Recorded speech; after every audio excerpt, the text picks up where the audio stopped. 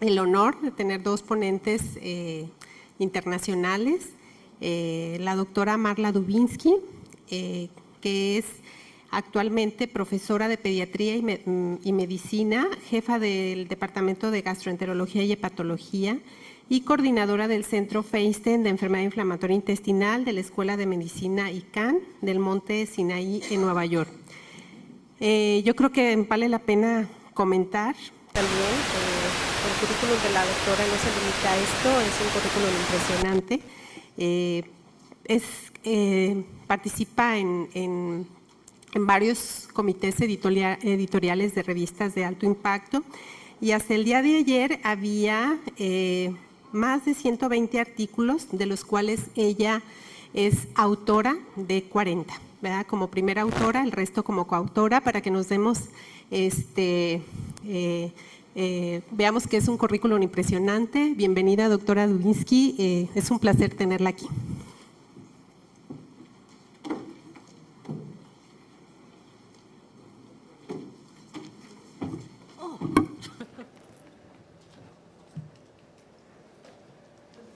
Thank you so much for that lovely introduction, and thank you, for inviting me back to Mexico, and it's always a pleasure to catch up with friends and to join in some of the educational initiatives that you guys are putting in place to advance the field of IBD.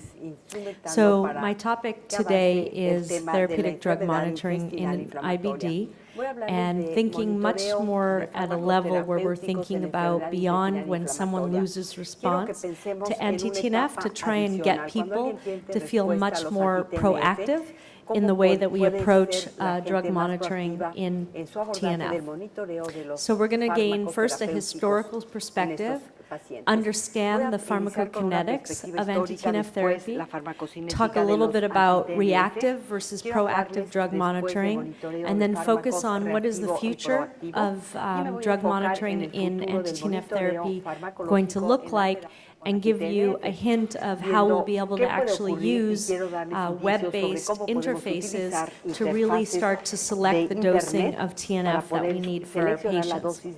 So let's start with a historical perspective. So when you think about anti-TNF drug monitoring, it actually goes back to 2006. So it's already been a decade where we have evidence to support the fact that we should be using our drug therapies a little bit more proactively in understanding how these drugs work. So if we start with the original reports, which was to say that back in 2006, the first publication said, if you have a patient that is sitting in the infusion chair about to get their infliximab, and you measured their drug levels, and you said there's absolutely no drug measurable, meaning zero. This wasn't about having a certain cut point, but this was about saying, is there any drug measurable in that individual's blood? And what it showed is that if you have good drug levels, you have better endoscopy outcomes, and you have better clinical outcomes. So this was going back 10 years ago when the idea was not about picking a certain minimum drug level to actually have, but just being able to say, if you have any drug measurable, you're in better condition than someone who has no drug measurable. Now, we've come a long way since that original thought process, which was just to say, just have any drug and you'll get a better outcome. And I'll walk you through how we've changed our way of thinking about drug levels. So that was in Crohn's disease, the first reports, and then in ulcerative colitis, these are data taken from the original Act 1 and Act 2 trial that was published in 2005, which was saying if you had a patient, if you took, actually start from time zero. If you took patients in the original ulcerative colitis infliximab trial, the steroid-free remission rate was only 24%. One should be very depressed about the fact that the best therapy we may have for ulcerative colitis in a clinical trial was only effective in a quarter of our patients.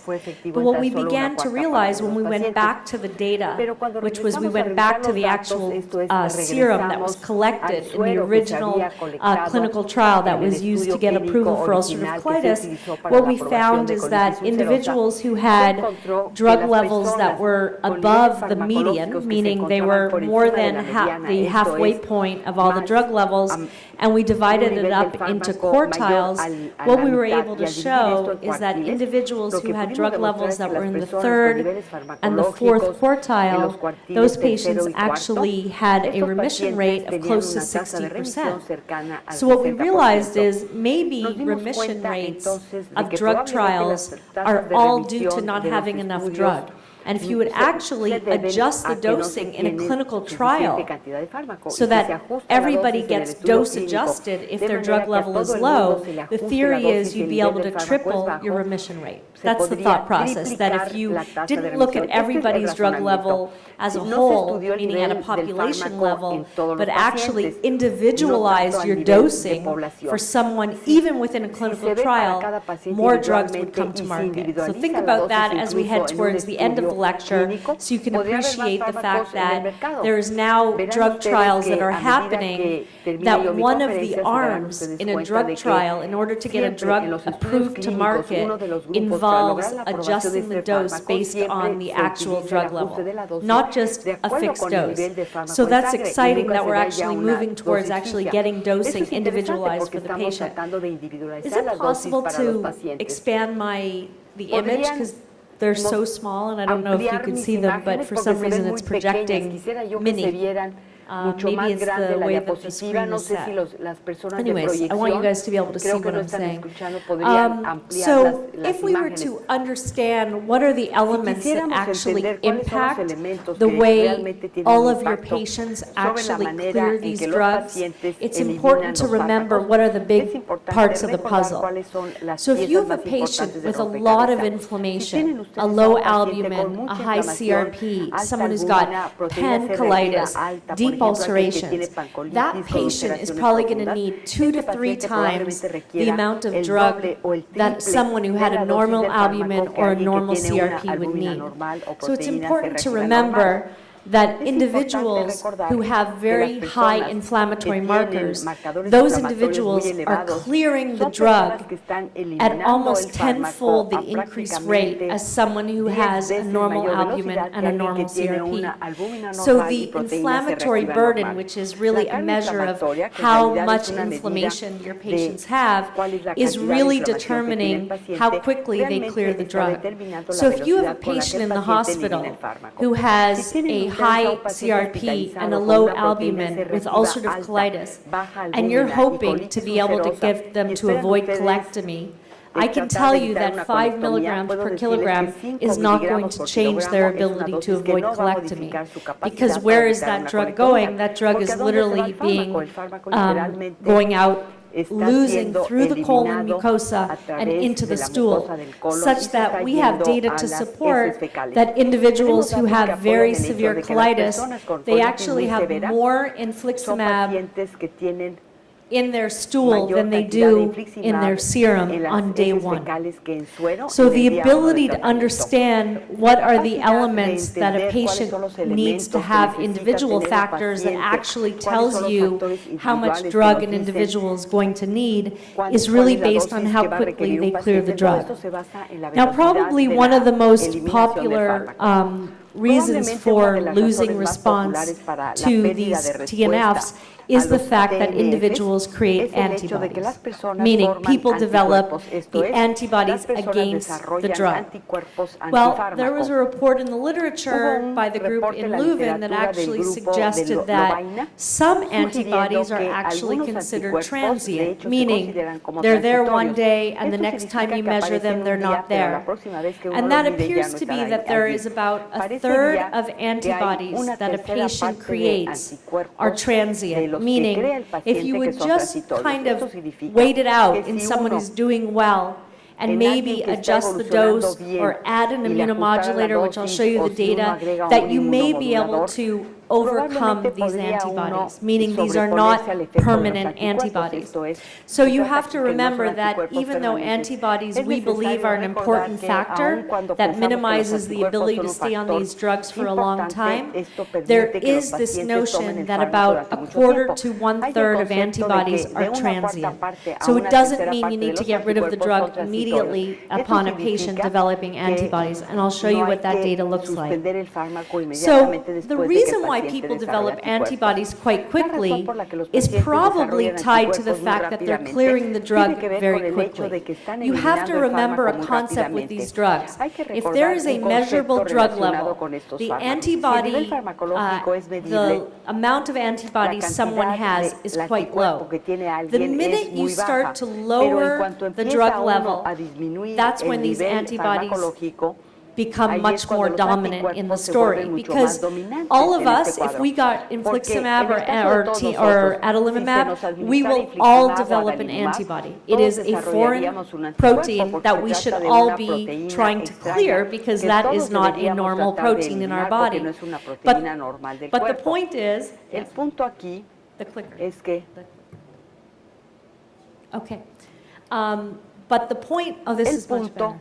Thank you. So the point being is that for all of us, we would all develop an antibody against a foreign protein. The key art in treating infliximab or adalimumab patients, and even vedolizumab, is actually, the key is to always have enough drug available so that the patient's antibodies never become the predominant thing in the blood. And that requires enough drug around. So the whole message about managing anti-TNF is that all patients will develop antibodies. The problem or the question is, how do I prevent the antibodies from stopping the drug from working? That is the lesson today. It's not about the fact that you're going to be able to, for sure, never get antibodies. That may not be a realistic thought about managing TNFs. The point is you always have to have enough drug to prevent antibodies from predominating what's measured in the blood. That is really the key to therapeutic drug monitoring. So what this slide is showing us, which was the group from Toronto that showed us that actually individuals who clear the drug very quickly, which are these sick, hospitalized ulcerative colitis patients, what's happening is that individuals are getting more infliximab in their stool, meaning the concentration of the, nothing here. Okay. Is there a pointer that works? No? Okay. Whoops. Go back. Can you go back to that slide, please? ¿Podrían regresar a la anterior? Okay, stay here. So I just need a pointer when someone can grab me a pointer if you don't mind. So what this slide is showing you is that in people who are clearing their drug really quickly, what happens is that it's coming out in the stool.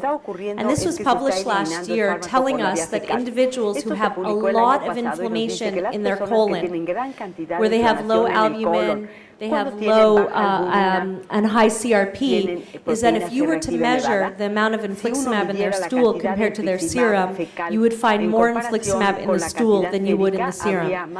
So that goes back to the statement I made before, which is, how is it possible that if you gave 5 milligram per kilogram to everybody, regardless of what their albumin and CRP is, you would expect a patient to not need a colectomy? It's almost illogical when you think about it, because these are the people that need more drug.